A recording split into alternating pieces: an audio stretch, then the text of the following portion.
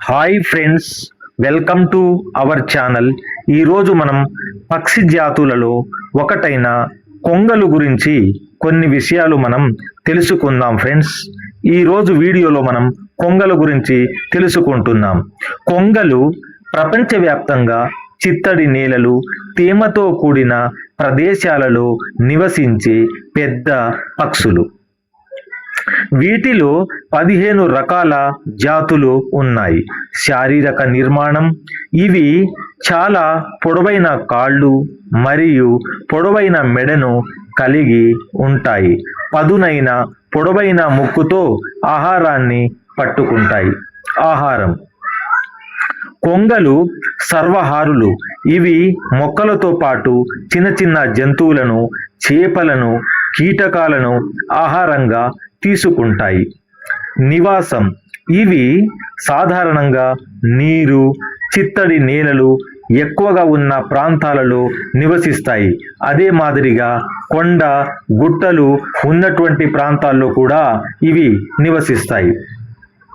ముఖ్యంగా కొంగల ప్రయాణం గనుక చూసినట్లయితే ఇవి చాలా ఎత్తులో దూరంగా ప్రయాణించగలవు.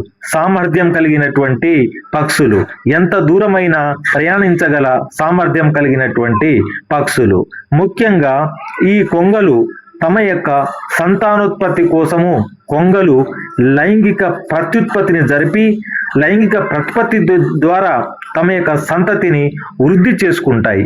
ఇవి సాధారణంగా 2 నుంచి 3 గుడ్లు పెట్టడము, వాటిని పొదగడం ద్వారా వచ్చినటువంటి పిల్లలను దాదాపుగా 6 నెలల నుండి అవి ఎగిరే వరకు శత్రువుల బారి నుండి ఆహారాన్ని ఇస్తూ వాటిని ఎగిరే వరకు సంరక్షిస్తాయి. పిల్లలను ఇవి ఎగిరే వరకు సంరక్షించే వరకు వాటి వెంటే ఉంటాయి.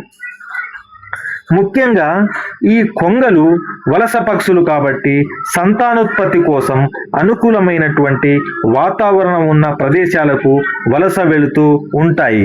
ఇవి ఎక్కువ నీరు ఉండేటువంటి ప్రాంతాల్లో, చెరువులు, సరస్సులు, కొలనులు ఉండేటువంటి ప్రాంతాలలో, విశాలమైనటువంటి పచ్చిక మైదానాలు ఉన్న చోట కొంగలు ఇవి విస్తారంగా ఉంటాయి.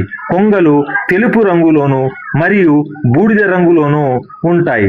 సహజంగా ఈ కొంగలు ప్రతి ఏటా ఒక ప్రాంతం నుండి మరొక ప్రాంతానికి వలస వెళుతూ ఉంటాయి. వలస వెళుతూ తమ యొక్క జాతిని కాపాడుకుంటూ ఉంటాయి. ఫ్రెండ్స్, ఈ విధంగా వివిధ పక్షుల గురించి, వాటి చరిత్ర గురించి తెలుసుకోవడం కొరకు నా యొక్క ఛానల్ను సబ్స్క్రైబ్ చేసుకోండి friends. Thank you friends, thank you.